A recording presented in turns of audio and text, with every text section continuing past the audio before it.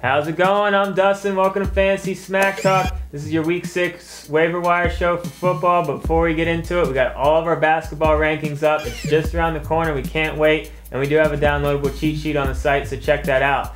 Let's get into the must-adds in all leagues, and we start with Marshawn Lynch, only owning about 50% of leagues. He got shipped out to the Seahawks, and we think he's going to be getting the majority of the carries out there. Forsett's still going to sneak in and steal some from him, but Lynch is a must-add just in case he gets a huge majority of the carries. Next, we got Fred Jackson, only owning about 55% of leagues. He benefited the most from Marshawn Lynch getting shipped out of town. He by far had the most carries on Sunday. CJ Spiller did get worked in a little bit, but Fred Jackson, coming off of a career year, could pick up where he left off last year. Next, we got Felix Jones. This I do not understand, only owning 70% of leagues. News broke at the end of last week that he was going to get more carries this week. That should have been people just rushing to the waiver wire to pick this guy up. Now you're going to regret it because now you're going to be fighting everyone else for him on the waiver wire. And we also think he is a good buy low guy if the owners don't necessarily know what they might have. But he could be a top 15 running back from here on out.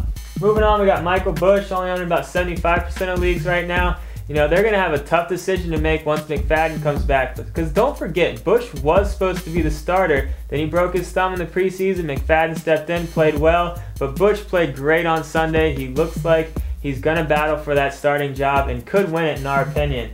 Moving on, we got Brandon Jackson. Finally had a good game. Only owning about 60% of leagues, so it looks like a lot of his owners gave up on him. But here's the deal with Jackson. He's still going to get the majority of the carries on a great offense. He's going to have some good games and, in our opinion, worth a roster spot in pretty much all leagues. Moving on, we got a tight end for you in Aaron Hernandez out in New England. Randy Moss has been shipped out of town, which means more passes to go around. If you all need a tight end, Hernandez is definitely worth a look.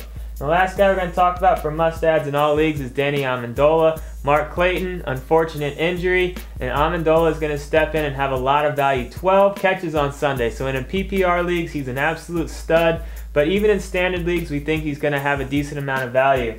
All right, let's take a look at some guys to look at in deeper leagues. And Kenny Britt, a touchdown in each of his last 3 games. You know, he's in the doghouse there in the preseason, but we think he's the best wide receiver out there, and he's showing us that he is. Look for him to keep having some good games, we especially like him next week against Jacksonville.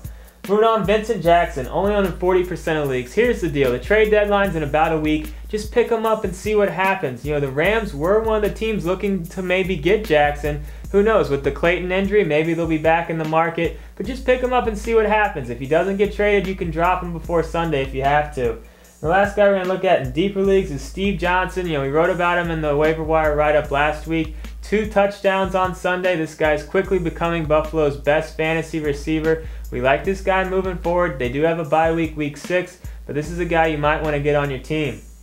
All right, a couple guys to keep an eye on. Nate Burleson only owning 10% of leagues. If Calvin Johnson's injury ends up being at all serious, you might want to think about picking up Burleson. Personally, not a huge fan of Burleson, but he could have some value.